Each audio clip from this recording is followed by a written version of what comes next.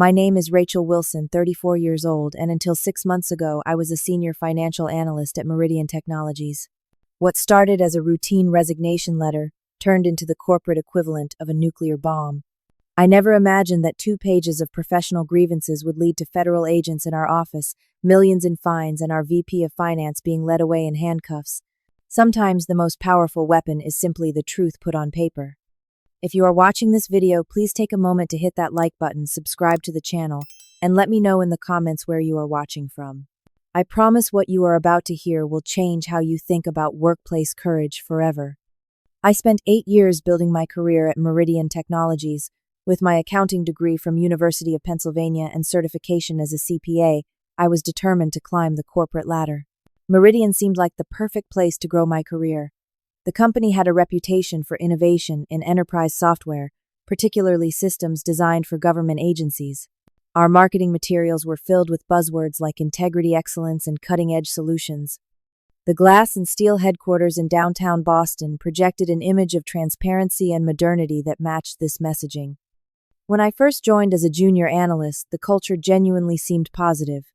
We had team-building retreats twice a year, competitive benefits, and leadership that appeared accessible. My first 3 years were everything I had hoped for professionally. I received regular promotions, positive performance reviews, and gradually increased responsibilities. The future looked bright. Everything changed when Marcus Evans joined as our new VP of Finance. Marcus came from a larger tech company with an impressive resume and charismatic personality. Tall, always impeccably dressed in custom suits with salt and pepper hair that made him look distinguished rather than old, Marcus commanded attention in every meeting.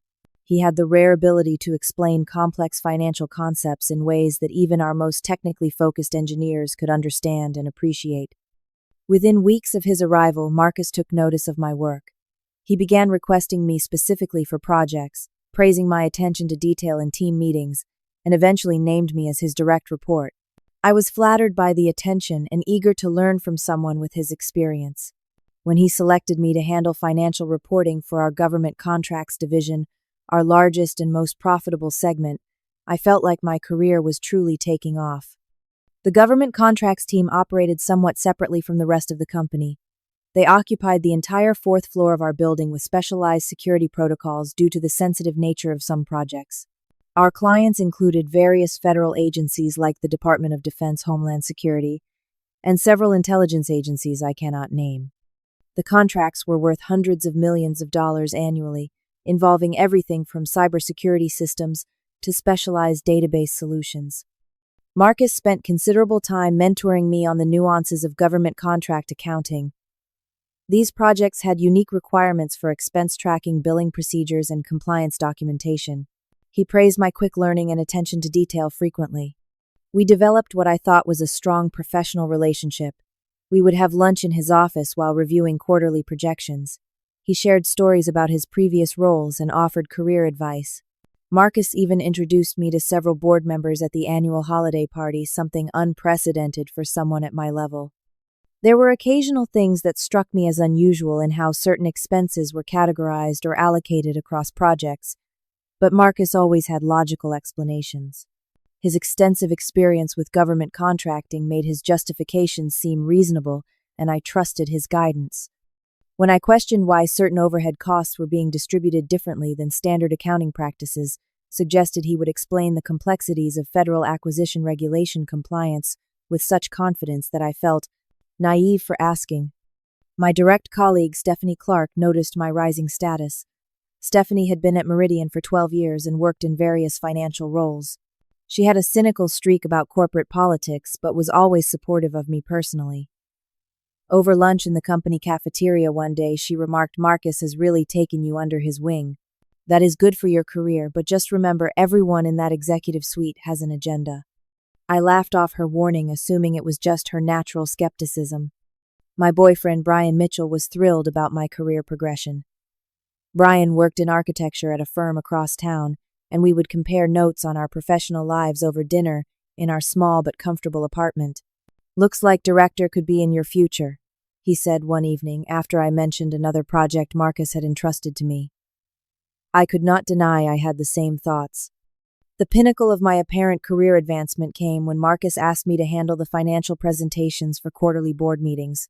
This was a significant responsibility that involved synthesizing data from all divisions into clear, concise reports for the executive team and board of directors. "You have the perfect combination of technical skills and communication ability," Marcus told me. "The board will respond well to your presentations." The company's CEO, Thomas Reynolds, personally thanked me after my first board presentation. Thomas was older than Marcus, probably in his early 60s, with a more traditional corporate demeanor. His approval felt like another confirmation I was on the right track. My future at Meridian looked secure and full of potential. I began envisioning a path to director of finance, possibly even following in Marcus's footsteps someday as a VP. I had no idea that beneath the surface of my promising career, something sinister was brewing, and my trusted mentor was at the center of it all. The first real warning sign appeared during preparations for the third quarter board meeting. I was reviewing the financial summaries for our largest government contract, a $50 million cybersecurity system for a federal agency, when I noticed unusual expense allocations.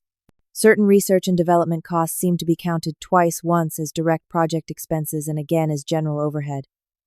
The amounts were significant, nearly $2 million. I assumed it was a clerical error and brought it to Marcus's attention during our weekly one-on-one meeting. His reaction was subtle but noticeable. A slight stiffening of his posture, a momentary hardening of his eyes, before his face relaxed into a smile. "Good catch, Rachel," he said smoothly. "But there is actually a specific allowance in government contracts for certain types of concurrent expense reporting. It has to do with the classification of proprietary technology development versus direct implementation costs." He pulled up a complex regulatory document on his computer screen and pointed to a paragraph filled with dense legal terminology. The explanation sounded plausible, especially coming from someone with his expertise, but something about his initial reaction left me uneasy. Around this time, we hired a new junior analyst named Michael Foster, fresh from his MBA at Cornell. Michael was assigned to assist me with some of the government contract reporting. Eager and detail-oriented, he quickly got up to speed on our processes. About 3 weeks after he started, Michael came to my desk with a concerned expression. "I was reconciling the billable hours for the Department of Defense project, and the numbers do not match," he said quietly. "We are billing for nearly 20% more hours than our internal time tracking system shows. I promised to look into it, assuming there must be a logical explanation. Perhaps certain categories of work were billed at premium rates, or maybe some contracted work from vendors was being integrated into our billing. When I examined the discrepancy myself, I found the same issue, but on an even larger scale across multiple projects. Before I could discuss it with Marcus, I overheard him speaking harshly on the phone in his office as I approached. The door was partially open, and his normally measured voice was tense and angry. "This needs to stay exactly as it is," he was saying. "The allocation method is established and approved. Just keep everything quiet and running as planned." When he noticed me waiting outside, he quickly ended the call, and his demeanor instantly shifted back to his usual friendly professionalism. When I raised the billing discrepancies in our next meeting, Marcus dismissed my concerns with a wave of his hand. Government contracting uses blended billing rates that factor in various overhead considerations. It looks unusual if you are not familiar with the model, but I assure you it is standard practice. His explanation did not fully address the specific issues I had identified, but he quickly changed the subject to an upcoming client meeting. For the first time, I felt a distinct barrier between us. The mentor relationship seemed to shift, becoming more hierarchical and less collaborative. The following week, I presented my quarterly findings to the executive team. When I reached the slide about government contract performance, Marcus interrupted me before I could detail the profitability metrics. "Let me take this section, Rachel," he said smoothly. "There are some nuances to the government billing model that I should explain personally." He proceeded to present a modified version of the data I had prepared, emphasizing overall profitability while glossing over the specific expense allocations I had flagged as concerning. After the meeting, CEO Thomas Reynolds praised Marcus for the record performance of the government division.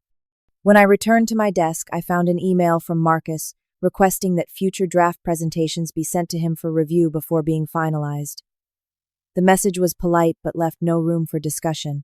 My direct access to the executive team was being restricted. Stephanie noticed the change in dynamics. During our lunch break in the small park, across from our office building, she asked if everything was okay between Marcus and me.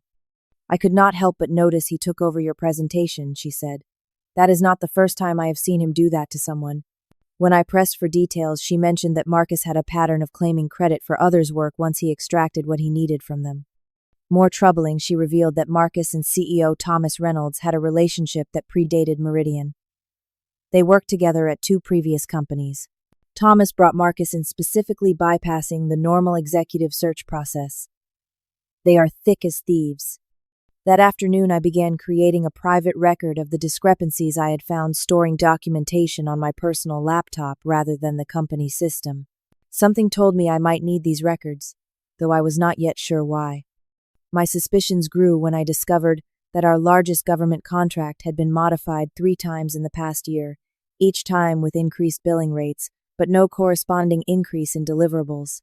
The documentation for these modifications was unusually sparse, with only Marcus's signature representing Meridian. I tried approaching Michael to see if he had noticed similar issues in his work, but I discovered he had been suddenly transferred to the commercial division away from all government contract work. When I asked HR about the transfer, I was told it was a strategic reallocation of resources requested by Marcus. The final incident that confirmed my growing concerns came during a department meeting where I raised a question about reconciliation procedures for government billing. Before I could finish my question, Marcus cut me off. Rachel, we have established protocols for these matters. If you have specific questions, save them for our private meetings rather than derailing the department agenda. His tone was professional, but carried an unmistakable warning. Several colleagues avoided eye contact with me afterward, and I noticed people were less likely to join me for lunch or engage in casual conversation. A subtle isolation was beginning. That evening, I searched LinkedIn for Jason Tucker, a senior analyst who had left the company abruptly 6 months before I was promoted. I had always wondered about his sudden departure.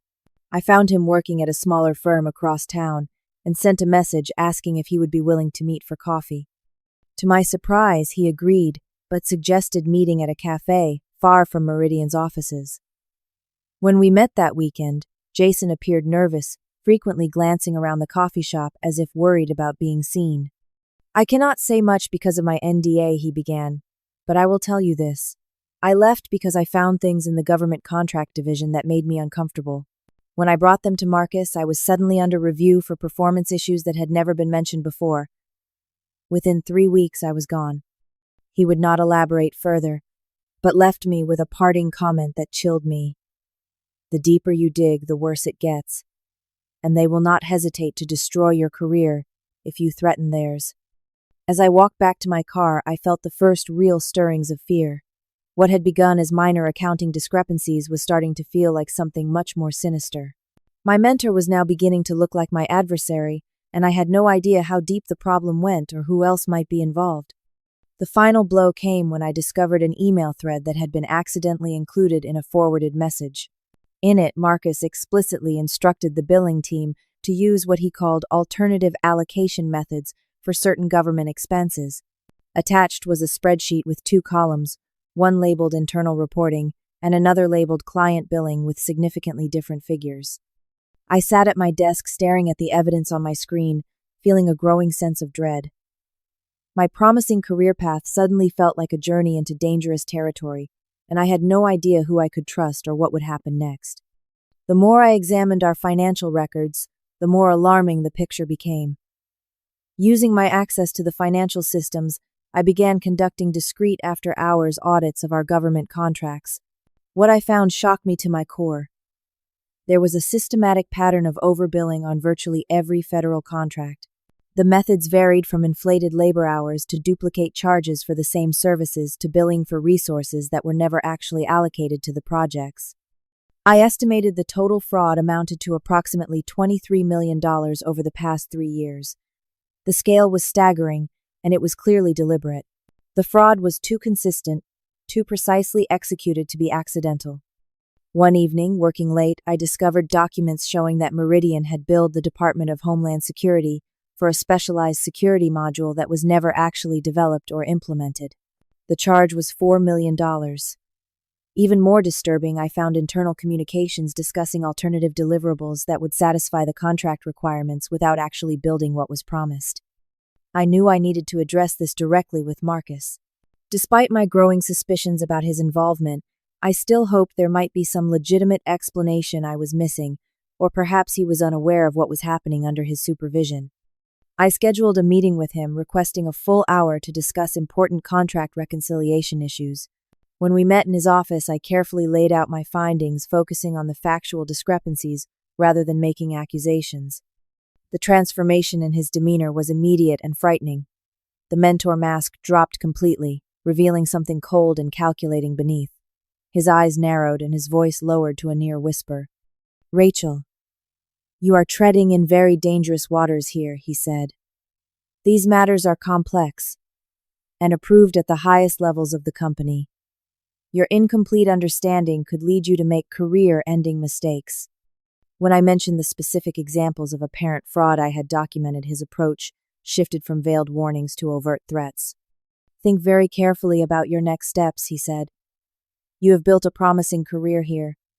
It would be unfortunate to see that destroyed by misguided concerns. Remember that whistleblowers rarely come out ahead even when they think they are right. They find themselves unemployable, their reputations ruined." He leaned forward across his desk. "And consider this. Any allegations would be your word against mine and Thomas's. Who do you think the board would believe, a VP and CEO with decades of experience, or a mid-level analyst making wild accusations?" I left his office shaking, my worst fears confirmed. The mentor I had trusted was not only aware of the fraud, but was likely its architect.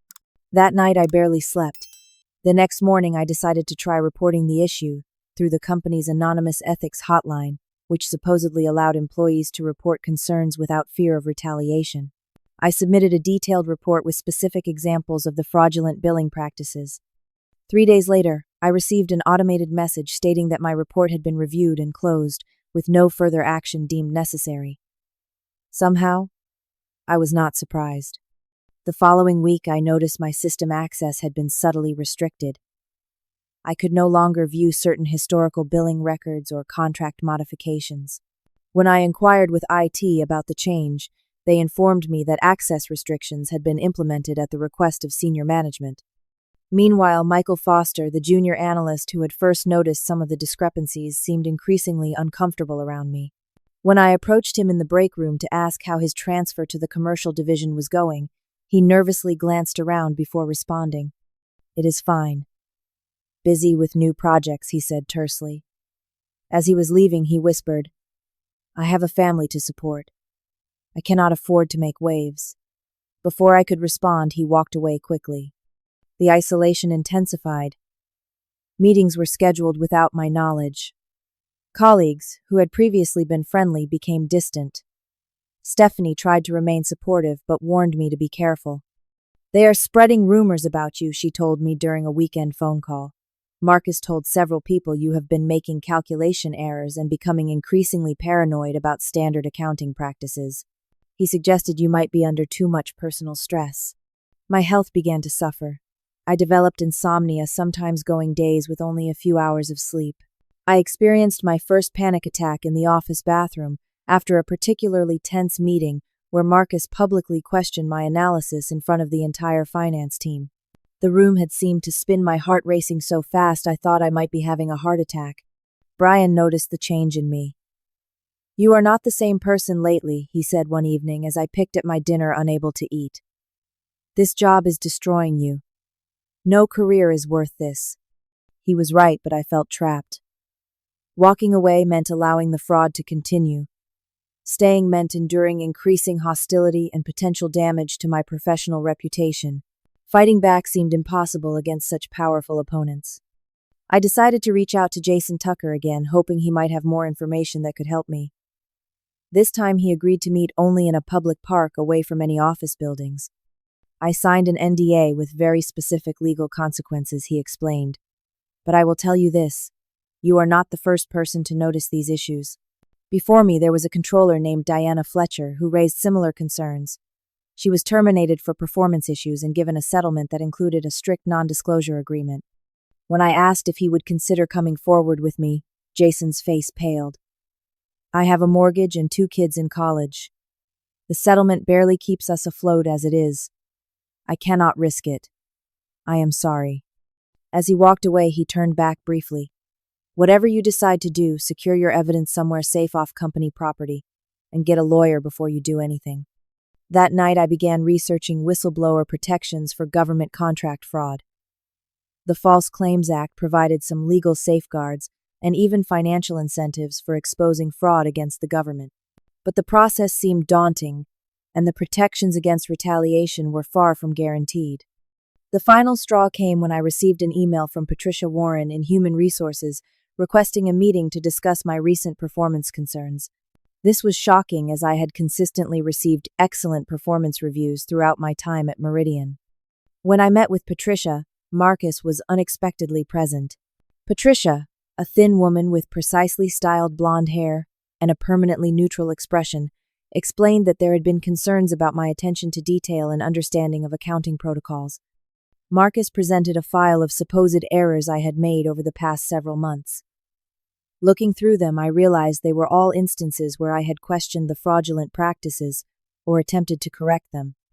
We value your contributions, Patricia said, in a tone that suggested the opposite, but we feel you might benefit from some time off. Perhaps stress leave would be appropriate while we reassess your role. Marcus added, we can position this as a personal decision rather than a performance issue, which would be better for your future employment prospects. The message was clear. Take the hint and go quietly or face termination with a damaging performance record. I responded that I would consider their suggestions and left the meeting. In the elevator down to my floor, I had to lean against the wall to steady myself as another wave of anxiety washed over me. That evening, Brian held me as I finally broke down. You need to get out of there, he said firmly. This is not worth your health or sanity. But if I leave, they win, I sobbed. They keep defrauding the government, and who knows how many other employees get hurt along the way. There might be a way to do both, Brian suggested. Leave to protect yourself, but make sure the truth comes out. The next day, I discovered that my access to our financial reporting system had been further restricted. I could still view reports, but could no longer run queries or export data. They were systematically cutting off my ability to gather more evidence. Then the final insult arrived in my inbox. A formal performance improvement plan, PIP, a document typically used as the precursor to termination. Despite 7 years of excellent reviews and regular promotions, I was suddenly deemed inadequate at my job. Looking at the PIP with its vague allegations and impossible improvement metrics, I knew I had reached a breaking point. I could no longer work in this environment, but I also could not allow myself to be silenced. That night, as I stared at the ceiling, unable to sleep, I made my decision. I would resign, but not quietly. If they wanted me gone, I would leave, but on my terms, and in a way that would ensure the truth could not be buried. The performance improvement plan was the last piece of evidence I needed to confirm what I already knew. Meridian Technologies was not just trying to push me out, they were creating a paper trail to discredit me if I ever spoke up about the clauses. Fraud. The PIP cited failure to adhere to established financial protocols and creating unnecessary confusion regarding standard accounting practices. Each accusation was carefully worded to paint me as incompetent rather than conscientious. Before submitting my response to the PIP, I needed to gather definitive proof of the fraud that could not be explained away. I arrived at the office early the next day before most employees and used my still active access credentials to extract key documents. What I found exceeded even my worst suspicions. In a password-protected folder that I gained access to, only because I had once helped Marcus set up his filing system, I discovered the smoking gun 2 sets of books for the Government Contracts Division. One set contained the actual costs and resources allocated to projects. The other, labeled Client Reporting, showed systematically inflated figures across every category. Most damning was a spreadsheet, tracking what was called the enhancement margin for each contract. This was essentially a calculation of how much extra they were charging above actual costs and legitimate profit margins. For some contracts, this fraudulent enhancement was as high as 40% of the total billing. I also found email exchanges between Marcus and CEO Thomas Reynolds explicitly discussing these practices. In one particularly incriminating message, Thomas wrote, "The board is thrilled with the margins on government work. Keep the enhancement strategy working, but ensure documentation remains segregated." The evidence was irrefutable. This was not a misunderstanding or aggressive accounting. It was deliberate, systematic fraud against the federal government approved at the highest levels of the company. I spent the next 2 evenings meticulously copying documents, screenshots, and email exchanges onto encrypted drives that I stored away from my apartment. I also began drafting a detailed timeline of events, including every instance where I had raised concerns and how the company had responded. The stress was taking an increasing toll on my health. I developed persistent headaches and found myself becoming jumpier at ordinary office noises. My weight dropped as my appetite disappeared almost completely. Brian was increasingly worried, urging me to see a doctor. "This job is killing you," he said one evening, as I pushed away another, barely touched dinner. "No paycheck is worth this." I knew he was right, but I could not simply walk away. Not with what I knew. Not with millions of taxpayer dollars being stolen through fraudulent contracts. I decided to consult with Amanda Hayes, a friend from college who had become an attorney specializing in employment law. We met at a coffee shop far from Meridian's offices, and I explained the situation in detail. "You are describing a classic whistleblower scenario," Amanda said after listening carefully. "And with government contracts involved, the False Claims Act could provide some protections. But I need to be very clear about something: whistleblowers often face severe retaliation even with legal protections in place." She advised me that if I intended to report the fraud, I should secure all evidence, consult with a specialized whistleblower attorney, and prepare financially and emotionally for a potentially lengthy legal battle. "Have you considered reporting this directly to the government rather than fighting internally?" she asked.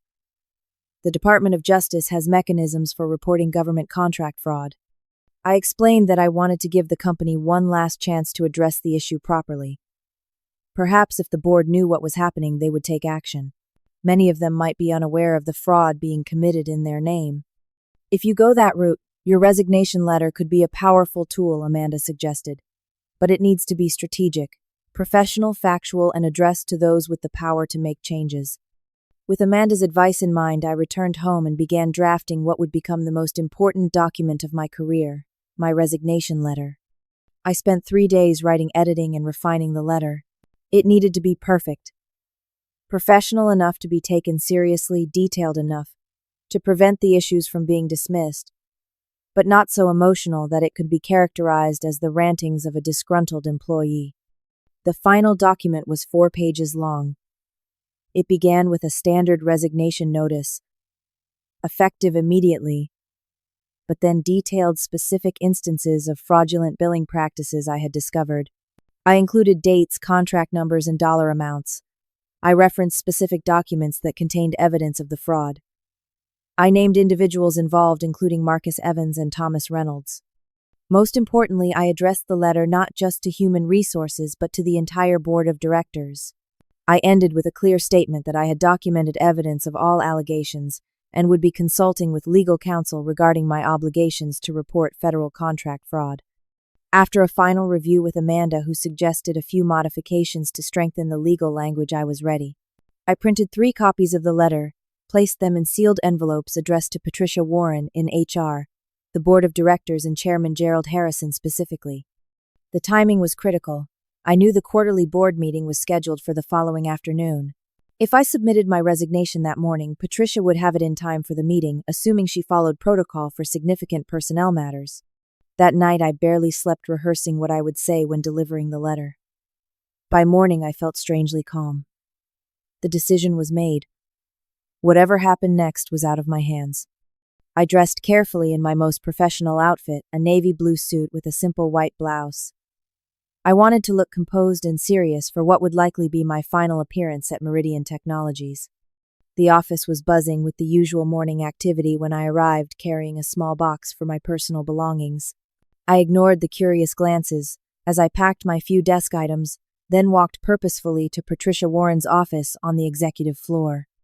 Her assistant tried to tell me Patricia was unavailable, but I stated firmly that I had an urgent personnel matter that required immediate attention. After a brief phone consultation, I was allowed into Patricia's meticulously organized office. "Rachel, this is unexpected," Patricia said, her professionally neutral expression firmly in place. "I thought we were meeting next week to discuss your performance improvement plan." "That will not be necessary," I replied, placing the envelopes on her desk. "I am resigning effective immediately. The first envelope contains my formal resignation letter, addressed to you. The second is addressed to the board of directors and should be delivered before today's meeting. The third is specifically for Chairman Harrison." Patricia's carefully maintained composure slipped slightly as she registered the unusual nature of my resignation. "This is highly irregular. Resignation letters are typically a single page, acknowledging your departure, not multiple envelopes for different parties." "These are irregular circumstances," I responded calmly. "I have documented serious ethical violations that the board needs to be aware of. If these letters are not delivered as addressed, I will be forced to find alternative ways to ensure the information reaches the appropriate parties." The implied threat hung in the air between us. Patricia's expression hardened, but she nodded stiffly. "I will ensure these are delivered appropriately." I placed my company laptop and access badge on her desk. "All company property has been returned. My personal items have been removed from my desk. Is there anything else required to complete my departure?" Clearly thrown off balance by my composed approach, Patricia fumbled through a standard exit checklist, reminding me of confidentiality obligations and benefit termination procedures. As I turned to leave, she called after me, "Rachel, I hope you have considered the implications of whatever allegations you are making. Unfounded accusations can have serious consequences for your professional future." I paused at the door. "I have considered all potential consequences very carefully." "Patricia, have you?" Without waiting for a response, I walked out of her office through the lobby and out of Meridian Technologies for the final time. As the glass doors closed behind me, I felt a weight lifting from my shoulders, replaced by the uncertainty of what would come next. In the taxi home, I called Brian. "It is done," I said simply. "How do you feel?" he asked. "Like I just jumped off a cliff and have no idea how far down the ground is," I replied honestly. What I could not know at that moment was just how significant the impact would be when I finally landed, or how many others would be caught in the shockwaves of my resignation letter. After leaving Meridian, I spent the remainder of the day in a strange emotional limbo. There was relief at having finally taken action, anxiety about potential repercussions, and a hollow emptiness that comes from abruptly ending a significant chapter of your professional life. Brian came home early with takeout food and a bottle of wine, but I had little appetite for either. "What happens now?" he asked, as we sat on our couch, the city lights visible through our apartment windows. "Now we wait," I replied. "Either the board takes the allegations seriously and investigates, or they bury it and I move on to reporting it externally." I had already scheduled a consultation with a specialized whistleblower attorney for the following week on Amanda's recommendation. I had also secured my evidence in multiple locations, including a safe deposit box and encrypted cloud storage that only Amanda had access to besides myself. That evening, I powered off my personal phone, anticipating that Marcus or someone from HR might try to contact me with threats or inducements to retract my letter. The company's initial response would tell me a lot about how they intended to handle the situation. The next morning passed without any contact. I began to wonder if my letter had been suppressed before reaching the board. By late afternoon, I was considering my next steps when my phone, which I had turned back on, rang with Stephanie's number. "Rachel, what the hell is happening over here?" she asked without preamble. "The entire executive floor is in chaos. Patricia called an emergency board meeting that started 2 hours ago, and security just escorted Marcus to his office to collect his things." My heart raced as I processed this information. The board is actually taking it seriously. "I do not know the details, but rumor has it Patricia read your resignation letter out loud at the beginning of the quarterly meeting. Apparently, Marcus tried to interrupt and dismiss it as disgruntled employee nonsense, but Chairman Harrison insisted on hearing the entire thing." Thomas looked like he was going to pass out. I could hardly believe what I was hearing. Patricia, who I had assumed was completely aligned with Marcus and Thomas, had actually ensured my letter was presented as addressed. "That is not all," Stephanie continued. "External auditors from Kingston Blackwell arrived about an hour ago and have taken over the main conference room. They are requesting access to all government contract files going back 5 years. The legal team is running around like the building is on fire. After hanging up with Stephanie, I immediately called Amanda to update her on the developments. She was cautiously optimistic, but warned me that the company's initial response did not guarantee they would handle the situation appropriately. They could still be in damage control mode rather than genuinely addressing the fraud, she pointed out. But having external auditors involved is a positive sign. Over the next few days, I received sporadic updates from Stephanie. The audit team had expanded, taking over an entire section of the finance department. Several employees from the government contracts division were being interviewed individually. Marcus had been formally suspended pending investigation, and rumors suggested Thomas was facing intense questioning from the board about his knowledge of the billing practices. On the 4th day after my resignation, I received an unexpected call from Robert Caldwell, one of Meridian's board members, whom I had met briefly at company functions. His tone was formal but not hostile. "Miss Wilson, I want to thank you for bringing these matters to our attention," he began. "The board has engaged independent auditors and legal counsel to conduct a thorough investigation of your allegations. Their preliminary findings are deeply concerning." He explained that the board had been completely unaware of the fraudulent billing practices and had already made an initial self-disclosure to the Department of Justice regarding potential contract irregularities. "We would appreciate your cooperation with our investigating team," he continued.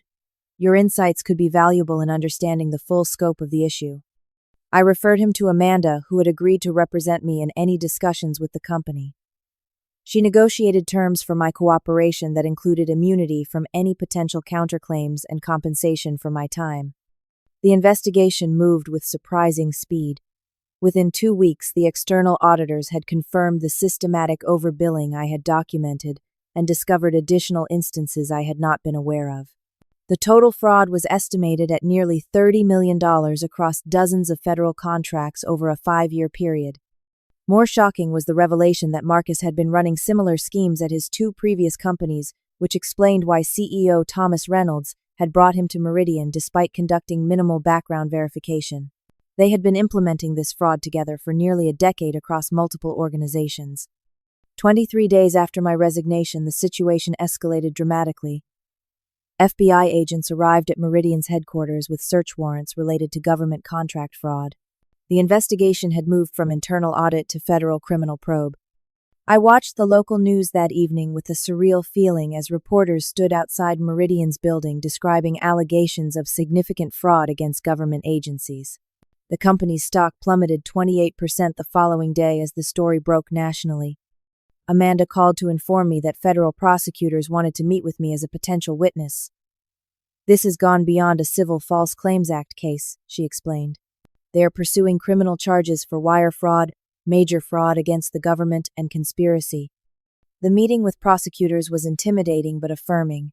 Alexandra Morrison, the lead federal prosecutor, was a serious, no-nonsense woman who asked detailed questions about the evidence I had gathered and the timeline of events. "Your documentation is remarkably thorough," she commented. "Most whistleblowers do not manage to secure this level of evidence before leaving." When I explained how I had methodically gathered and secured the documents over several weeks, she nodded approvingly. "That foresight will make a significant difference in this case." As weeks turned into months, the full extent of the fraud became public. Multiple employees came forward with supporting evidence once they realized federal authorities were involved. Michael Foster, the junior analyst who had first noticed billing discrepancies, provided testimony about how he had been transferred after raising questions. Jason Tucker broke his NDA to confirm he had left after discovering similar issues. Even Diana Fletcher, the former controller mentioned by Jason, came forward with her story of being terminated after questioning the accounting practices. The case attracted national media attention with headlines highlighting government contract fraud and whistleblower protections. I declined all interview requests, preferring to let the legal process unfold without media involvement. 6 months after my resignation, federal prosecutors filed criminal charges against Marcus Evans, Thomas Reynolds, and 2 other executives involved in the scheme. The company itself entered into a deferred prosecution agreement, agreeing to pay substantial fines and implement rigorous compliance programs. The resignation letter that I had agonized over for days had accomplished what years of internal concerns could not. It had broken through layers of corporate protection and exposed a fraud that had siphoned millions of taxpayer dollars into executive bonuses and inflated profits. As I watched the case unfold from a distance, I felt vindicated, but also emotionally drained. My career had been disrupted, my professional network complicated by my whistleblower status, and my trust in corporate leadership severely damaged. Yet despite these personal costs, I knew without doubt that I had made the right decision. "You could have walked away," Brian said one evening as we discussed the case. "Most people would have." "Maybe," I replied, "but I do not think I could have lived with myself if I had." What I could not anticipate then was how my decision would continue to reverberate through my life and the lives of others in the months and years to come, or how the simple act of writing an honest resignation letter would ultimately lead to justice on a scale I had never imagined. The fallout from my resignation letter continued to expand in ways I never could have predicted. 3 weeks after the FBI raid on Meridian Technologies, I received a call from Stephanie, who had become my main connection to the company. "You will not believe what happened today," she said, her voice a mixture of shock and admiration. "They arrested Marcus right in the executive parking garage. Agents were waiting when he arrived for a meeting with the legal team. They put him in handcuffs and read him his rights with half the company watching through the windows." According to Stephanie, Marcus had made a critical mistake after my resignation. When he realized the board was taking my allegations seriously, he attempted to delete incriminating emails and financial records. What he did not know was that the IT department had already implemented a company-wide preservation order at the direction of the board's Special Investigation Committee. He basically added obstruction of justice and destruction of evidence to the charges, Stephanie explained. The FBI found dozens of deleted emails that had been recovered from the server backups, including explicit instructions to modify billing records before auditors could review them. Thomas Reynolds, the CEO, had initially tried to distance himself from the fraud, claiming he had delegated financial oversight entirely to Marcus and was unaware of any improprieties. This defense collapsed when investigators discovered a hidden email account he used to discuss the enhancement strategy with Marcus, away from the company's main servers. Thomas was arrested 2 days after Marcus turning himself in through his attorney after negotiating the terms of his surrender. The company issued a statement announcing his immediate resignation and the appointment of an interim CEO. The media coverage intensified as the criminal case developed. The story hit a nerve, with the public tapping into broader concerns about government contracting, corporate fraud, and whistleblower protection. Articles with titles like "The Resignation Letter That Toppled a Tech Company" and "Whistleblower Exposes Millions in Government Contract Fraud" dominated business news. I continued to decline interview requests, focusing instead on rebuilding my career and supporting the prosecution as needed. However, I could not escape becoming a minor public figure in financial and compliance circles. LinkedIn requests flooded in from strangers, many expressing support but some questioning my motives or methods. The most unexpected call came from Chairman Gerald Harrison himself. Through Amanda, he requested a private meeting at his law firm's office's neutral territory for both of us. After consulting with the federal prosecutors, who had no objections as long as we did not discuss case specifics, I agreed. Harrison was older than I, remembered the stress of recent events, evident in the new lines on his face. He greeted me with surprising warmth, thanking me for agreeing to meet. "I owe you an apology, Miss Wilson," he began once we were seated in a conference room with Amanda present. "The board failed in its oversight responsibilities. We accepted impressive profit margins without adequately questioning how they were achieved. Your courage in coming forward prevented this fraud from continuing indefinitely." He explained that the board had commissioned a comprehensive governance review to understand how the fraud had remained undetected for so long. The findings pointed to systematic weaknesses in the company's financial controls, audit procedures, and whistleblower mechanisms. The anonymous ethics hotline reported directly to Thomas's office, Harrison explained, shaking his head. The entire system was designed to suppress concerns rather than address them. The most surprising part of our conversation came when Harrison discussed the company's future. "We would like to completely rebuild our compliance and ethics functions," he said. "When the time is right, and if you were interested, we would value your input on that reconstruction." I was stunned by the offer. I am not sure the company's employees would welcome my involvement given the circumstances of my departure. Harrison smiled slightly. You might be surprised. There has been a significant shift in the internal culture since the arrests. Many employees have expressed relief that the issues were finally exposed. Several have admitted they had concerns but were too afraid to speak up. While I was not ready to consider any formal role with Meridian, the conversation with Harrison gave me hope that genuine change might emerge from the scandal. The criminal case progressed steadily. Through Amanda, I learned that prosecutors had obtained cooperation from several mid-level employees involved in the scheme in exchange for leniency. Their testimony strengthened the case against Marcus and Thomas. 6 months after my resignation, I received formal notification that I qualified for whistleblower protection and potential rewards under the False Claims Act. Because I had reported the fraud and provided substantial evidence that led to the government's recovery of funds, I was eligible for a percentage of any settlement or judgment. The personal impact of whistleblowing continued to evolve. Some former colleagues reached out with support, while others maintained distance, perhaps uncomfortable with their own silence during the fraud. My professional identity had become inextricably linked to the case, for better or worse. Job hunting proved challenging initially. Despite legal protections against retaliation, many companies seemed hesitant to hire someone with a whistleblower history. Some recruiters suggested downplaying my role in exposing the fraud, advice that I firmly rejected. I will not apologize for or minimize doing the right thing, I told Brian after a particularly discouraging interview, where the hiring manager had repeatedly questioned my loyalty to employers. The right employer will value integrity, not blind loyalty, he reassured me. He was right. 8 months after leaving Meridian, I received an offer from a financial compliance consulting firm that specialized in government contracting. The managing partner had followed my case closely and was impressed by my knowledge of the very regulations I had fought to uphold. The most profound development came nearly a year after my resignation, when Marcus Evans and Thomas Reynolds both agreed to plea deals rather than face trial. Marcus pleaded guilty to multiple felony counts of wire fraud, major fraud against the United States, and obstruction of justice. Thomas pleaded guilty to fewer charges, but admitted his knowledge of and participation in the scheme. Stephanie called immediately after the news broke. Marcus got 8 years in federal prison, she reported. Thomas got 5 years. Both are banned from serving as officers or directors of public companies for life. And get this, Marcus had to forfeit over $6 million in bonuses he received during the fraud. The plea agreements included full admissions of guilt, sparing the government a lengthy trial, and providing a sense of closure that might otherwise have taken years to achieve. In their admission statements, both executives acknowledged the systematic nature of the fraud and their deliberate efforts to conceal it from the board and government agencies.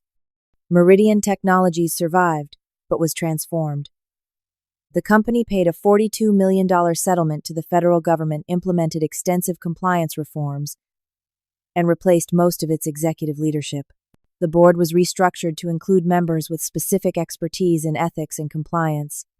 Perhaps most significantly, the company established a truly independent whistleblower protection office that reported directly to the board's audit committee, with rigorous protocols to prevent retaliation against employees who raised concerns.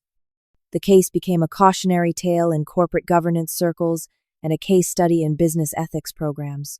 Several former Meridian employees, including Michael Foster and Stephanie, participated in panel discussions about the importance of speaking up about wrongdoing, despite the personal risks involved. As the legal proceedings concluded, I received an unexpected letter from Patricia Warren, the HR director who had read my resignation letter to the board.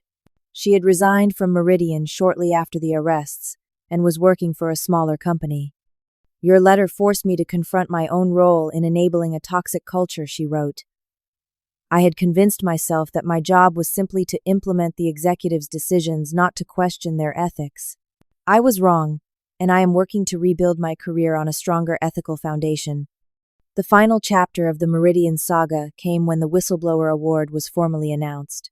Under the False Claims Act, I received 20% of the government's recovery, amounting to $8.4 million before taxes.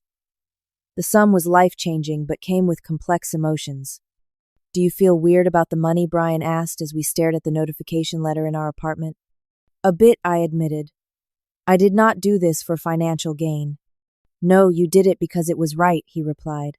The award is just recognition that your actions saved taxpayers millions and held powerful people accountable. As news of the settlement and award became public, I received a flood of messages from strangers who had followed the case.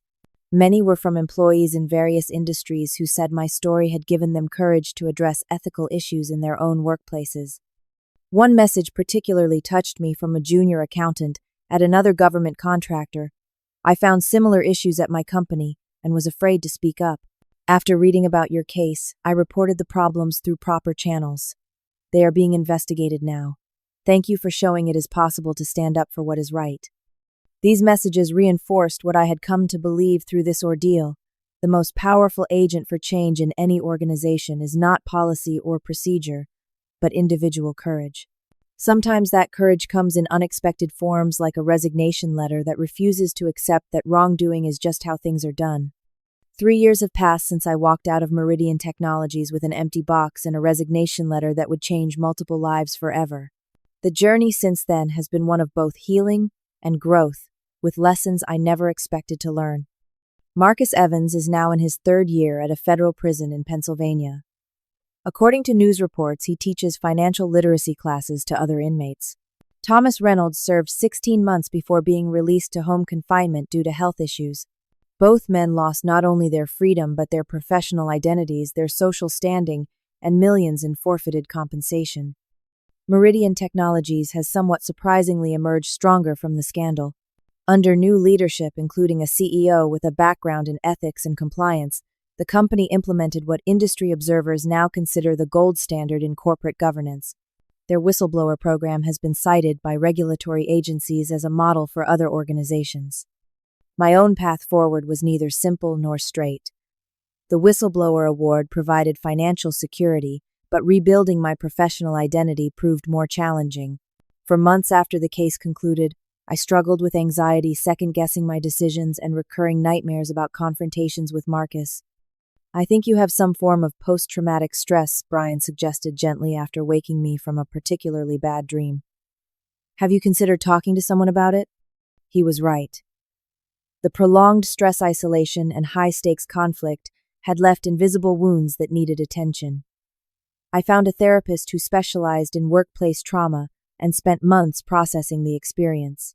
Through therapy, I came to understand that whistleblowing, even when ultimately vindicated, carries psychological costs that few discuss openly.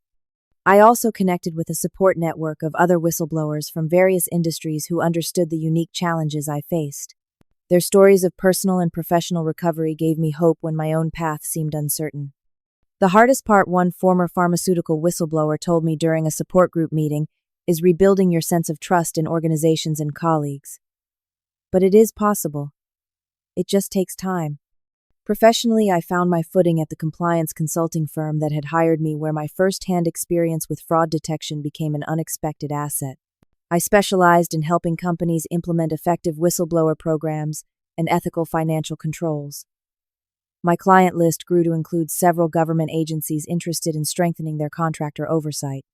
The most meaningful work, however, came through a nonprofit organization I helped establish called Integrity Forward. Using a portion of my whistleblower award, we created resources for employees facing ethical dilemmas and provided legal support for whistleblowers experiencing retaliation.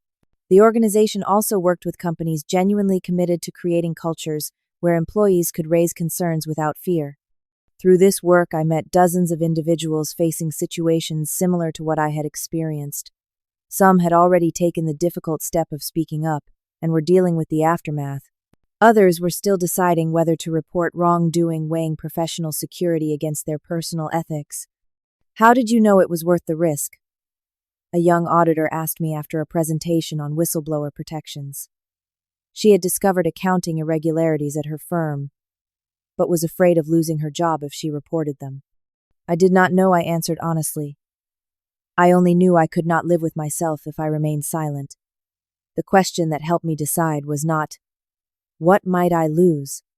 But, who might be harmed if I say nothing? Relationships from my Meridian days evolved in unexpected ways. Stephanie eventually left the company to join a smaller tech firm, but remained a close friend. Michael Foster reached out after completing his MBA to thank me for creating an environment where he could eventually speak the truth without fear. Even Patricia Warren and I developed a cautious professional respect, occasionally consulting on the same projects. The most surprising connection came from Chairman Gerald Harrison, who invited me to speak to a corporate governance class he taught at a local university. His introduction to the students was humbling, Miss C. Wilson's actions remind us that the most important compliance system in any organization is the individual willing to stand up for what is right, even at personal cost. My relationship with Brian deepened through the ordeal. He had been my anchor during the darkest moments, never questioning my decision to speak up despite the risks to our financial security and my career. 2 years after the Meridian case concluded, we were married in a small ceremony attended by the friends and family who had supported us throughout the journey. The lessons I learned from this experience continue to shape my life and work. I discovered that ethical choices are rarely easy or clean. They come with complex trade-offs and consequences that cannot always be predicted. Yet I also learned that the burden of remaining silent in the face of wrongdoing is ultimately heavier than the burden of speaking up. I learned that systems and institutions are only as ethical as the individuals within them. No compliance program, however well designed, can replace personal courage and integrity. Conversely, no corrupt system, however powerful, can withstand the determination of individuals committed to truth. Perhaps most importantly, I learned that healing after trauma is possible but requires intention and support. The path forward is not about forgetting or minimizing the experience, but integrating it into a larger story of growth and purpose. Today, I no longer define myself primarily as a whistleblower. That chapter, while significant, is just one part of my ongoing story. I am also a consultant, an advocate, a mentor to young professionals, navigating ethical challenges, a wife, and someday, I hope, a mother who can teach her children the value of standing up for what is right. The resignation letter that once seemed like an ending has instead become a beginning, opening doors to work and relationships I could never have anticipated. What started as a lonely stand against wrongdoing has evolved into a community of support for others facing similar challenges. If you are watching this and facing your own ethical dilemma at work, know that you are not alone. The path of integrity is rarely the easiest one, but in my experience, it is the only one that allows you to move forward with your whole self intact. Has your workplace ever asked you to compromise your values? Have you ever had to make a difficult ethical choice? Share your experience in the comments below. Your story might give someone else the courage they need to make the right choice. And if you found value in my story, please like this video, subscribe to the channel, and share it with someone who might need to hear that standing up for what is right, while difficult, is always worth it. Thank you for listening to my journey from resignation to justice. Remember that the most powerful force for change in any organization is not policy or procedure, but individuals with the courage to speak truth even when their voices shake.